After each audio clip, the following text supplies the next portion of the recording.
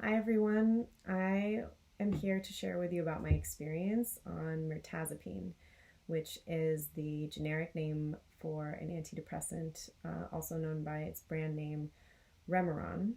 And I've been on Mirtazapine for about 9 weeks now, which was a huge decision for me after having coped with chronic depression and anxiety for over 20 years. And the reason I decided to sit down and make a video to share this with the community of people who similarly struggle with these kinds of mental health obstacles is that I had a little talked about side effect. I experienced a side effect that I wasn't expecting, that I have not found in any of the literature, nor did my doctor prepare me for this.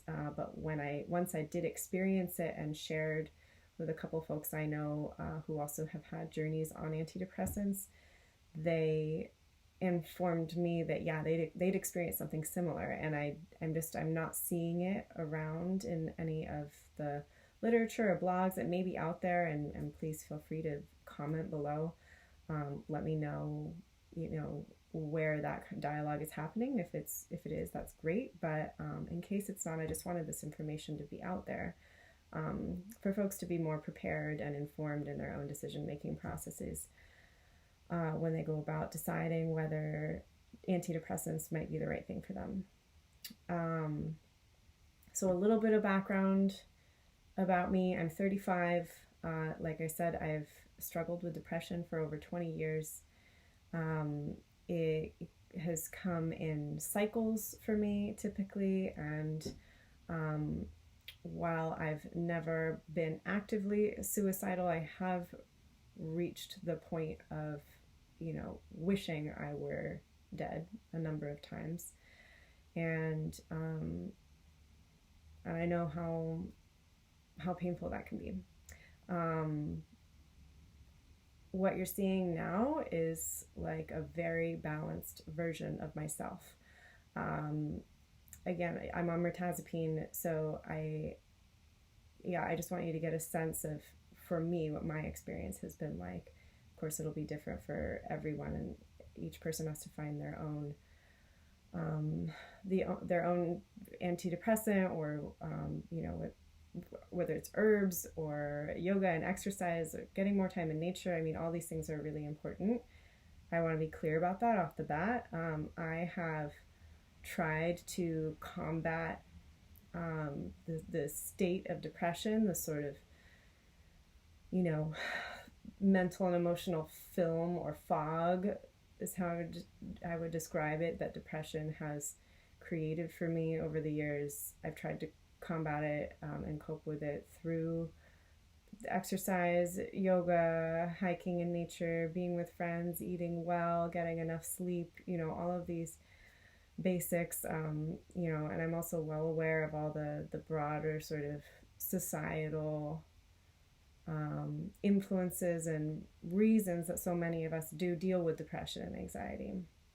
Okay, so it wasn't easy for me to make the decision to actually try an antidepressant. I'm very wary of pharmaceuticals in general, not, as a absolute blanket rule just out of principle, but because I'm aware that our systems are very complex, and so any drug that is altering the composition of hormone regulation in our brains and neurotransmitters is going to have like a more complex set of effects than just helping us feel happier.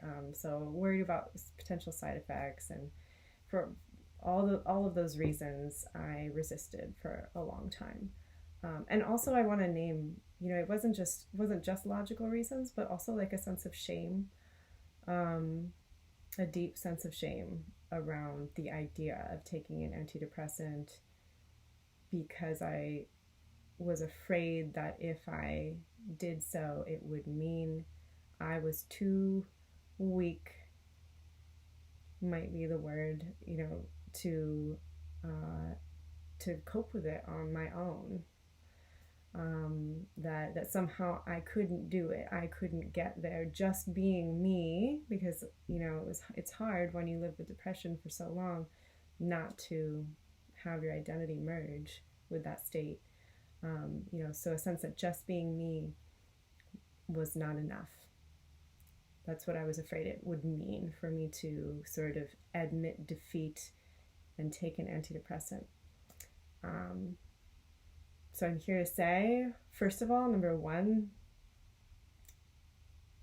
now that I'm on the antidepressant, and have been for over 2 months, that's not how I feel at all being on it. On the contrary, I feel more myself than I have in so long. I feel balanced, and like I can clearly see myself, be with myself, make clearer decisions about what's good for me and what I need.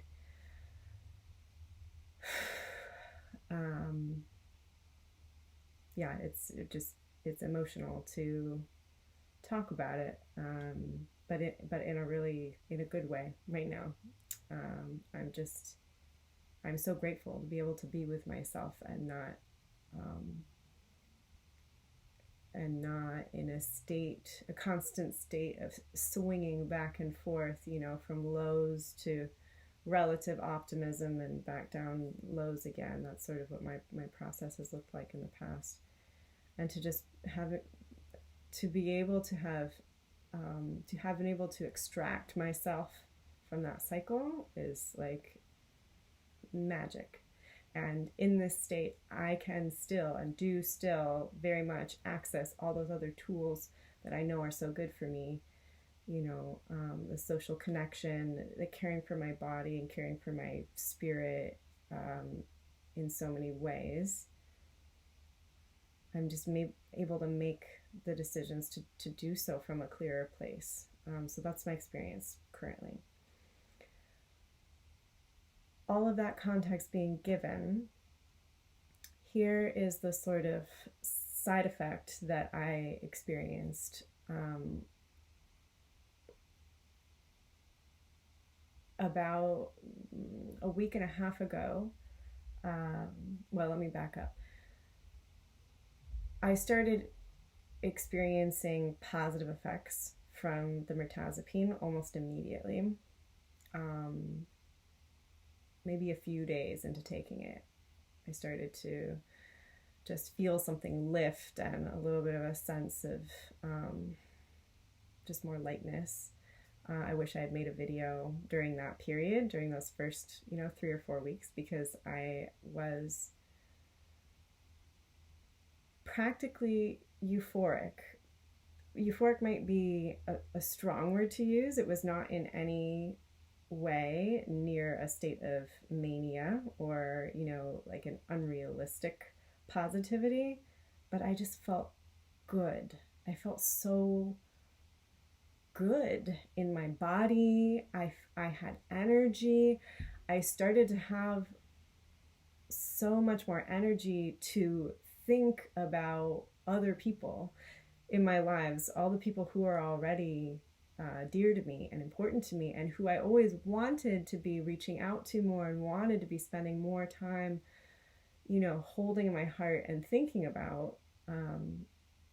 But I have found that in the past I've just not been able to give as much time and energy to that as I wanted, because honestly it felt as if 90% of my energy during some of my worst periods was just going to trying to find balance in myself. And so there's a lot of self-focus for that reason, just trying to find balance. And so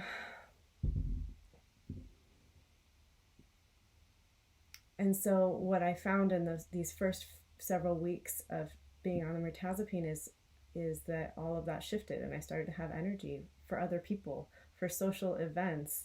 I was able to go physically to multi-day events and attend and be with people and really be with them and be present with them and feel joyful and feel light and joyful with them and connect. Again, definitely not in a manic way. I even, I've checked in with others close in my life to make sure, reflecting with them that I didn't appear manic in any way, and they agree that I haven't, that I've just seemed very present and alive and joyful. And so, this went on for a week, 2 weeks, 3 weeks, 4 weeks. I was, getting pretty excited, like, oh my God, I might be able to live life this way. This is unbelievable. I remember saying, I'm tearing up just like feeling, emotional and grateful about it. I remember saying to someone at some point in there that I had the realization, oh my God, this is why people like being alive. It's been so long, if ever, that since I ever felt that way. I have, tried and struggled to be closer to life and to find and create pockets of joy in life, but never have I felt, oh, life is joyful. I am in it, and I want to be here, and I just can't wait to like get out and engage. Never had I felt that. And I'd attributed it to various factors. Oh, I'm an introvert, I'm a highly sensitive person. All these things are true. But there's something about being on the mirtazapine that allows me to be all of those things and just have that extra bit of presence and energy and balance and ability to be out in my community with people in more meaningful ways. And so this is long-winded, I know, but it's a life journey, isn't it? And I think any of you with who've struggled with depression and or anxiety, might be able to relate to all of these sort of complex ins and outs. But to get back to this side effect of sorts that I experienced, so I'm having this just epiphany, this completely life-changing experience and shift in perspective that, God, I might, be able to lead an energetic, joyful life. It's been 5 weeks. I've been stable and enjoying, being with people and still having my alone time, but balancing all of it. Maybe this, this might be it. I was becoming hopeful. And then I got to about 7.5 weeks, about a week and a half ago, and had a difficult conversation with my partner, and that, that could have been any sort of difficult conversation like that we've had in the past.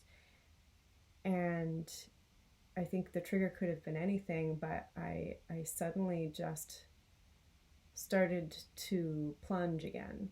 If my plunges in the past had been, at this kind of an angle, this one was a little less severe, but nevertheless, I was clearly headed toward that dark space. I was clearly feeling out of control again, like something was taking over, and I was trying to re-engage, get out for run or walk and work out and be in nature and talk to people and reach out, and was starting to feel frantic because I thought, no, I can't go back there. I can't go back. Especially, having had this taste of what life might feel like with relief from depression, I did not want to go back. And And so I spoke with a friend after about 5 days of being in this darker state and said, God, I don't know what to do. I've just written my doctor. I don't know if my dosage needs to go up, or could it all have been placebo effect, or what's going on? Is this normal? This is a friend who also has experience with depression and antidepressants. And she said to me, I had a kind of similar experience where in the very beginning I felt almost euphoric. Those were her words. Like, and it was just so wonderful, to be alive and to feel good was just unbelievable. And then, maybe sometime similar to, like, on a similar timeline to what you're talking about, I had my first drop where I didn't feel good again, but then it didn't last, and I came up, and I leveled out again, and it wasn't ever quite as euphoric as in the beginning, but I just attributed that, she said, to sort of my brain working out this new situation, the neurochemicals sort of working themselves out. And neither of us are psychiatrists or doctors and can explain it exactly from a brain chemistry point of view, but I felt some relief hearing her say this. I thought, okay, somebody else has had a similar experience and they came out of it. Maybe I will too. She said to me, just give it 48 more hours. Let's keep checking in, and let's see how you feel then. And so I did, and in less than 24 hours after that, I think I'd gotten a bit of relief from crying, speaking to her, and perhaps my exercise and time in nature that I'd been focusing on sort of kicked in at that point as well. Whatever the reasons were, I have come up and leveled out again, and now it's been maybe 4 or 5 days again of feeling good and feeling level. And if I would say that if in those first several weeks or 7-ish weeks I was at like between an 8 and a 10 all the time, I feel at a solid 8 right now. And I would say since leveling out after my little down period, I've been between a 7 and an 8 on my own scale. Good, solid, less euphoric or less in this state of, oh my God, so much relief. And I think in retrospect, I suppose that it's hard to know because these things are so complex, but I suppose that the juxtaposition of having felt so awful for so long and then having that relief gave me perhaps an exaggerated sense of what it felt like to just feel pretty good, feeling pretty, what would have, if someone else had been in my body, I imagine they might have interpreted it as, oh, this feels pretty good. But for me, my interpretation of that experience at the time, because relative to what had happened before, it was more than pretty good. It was amazing. It was joyful. It was so much gratitude. It was, the ability to connect with people again. I could go on about how wonderful it felt. And during this, so that's the sort of side effect that I'm talking about. This isn't, I can see why it's maybe not written about, and certainly not in the literature for the drug itself, because it's complex, and I'm sure everyone experiences it differently if they experience it at all. but I think it's important for people to know when they're thinking of making this kind of decision. You know, in that conversation with my friend, I expressed to her such disappointment. You know, at the time I was still like in a bit of a low space, but really, genuinely, I just felt so disappointed that I might not get to feel as joyful as I had been in those first 7 weeks for the rest of my life, which is what I'd been hopeful for, you know, what I'd been thinking. Because, you know, if you've ever been a depressed person for a long period of time, and know that you might not have ever more than a couple of good days in a row, that's been my experience for a long time. 7 weeks of feeling really good feels very significant. You know, it feels like such a long time. And so I was so hopeful that I would get to feel it in 8, 9, 10 most of the time. You know, I was aware, sure, that not every day would be wonderful, that there would, you know, life still happens, but that I would be able to take it, to manage it. And so it just, it may be that I also came out of that low space I'm just processing now, in part from by accepting the fact that moving forward, my experience with this drug might not include those really like excellent states of being a, you know, between an 8 and a 10 all the time. And I don't know if it was the acceptance or what it was, but some combination of things allowed me to come back to just steady. And that's the place from which I'm sharing with you now. So, you know, I know there's a lot of detail in there, but I feel it's important to share that detail in that context, because I think we need to hear each other's stories. I very much believe that. I know that I benefited from watching others' videos on different antidepressants when I was thinking about whether I was going to take this step and take an antidepressant, and if so, which one was I going to try. And so for that reason, I want to also share with you.